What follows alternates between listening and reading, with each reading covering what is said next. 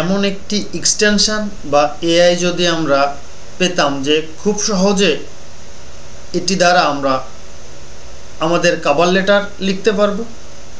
হ্যাঁ, আজ আপনাদের সাথে এমন একটি এআই টুল বা এক্সটেনশন পরিচয় করিয়ে দিব যেটি দ্বারা আপনি খুব সহজে আপওয়ার্কে কভার লেটার লিখতে পারবেন।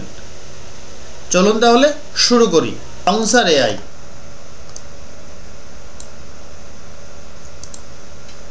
এটা একটি ক্রোম এক্সটেনশন। আপনার যে ব্রাউজারে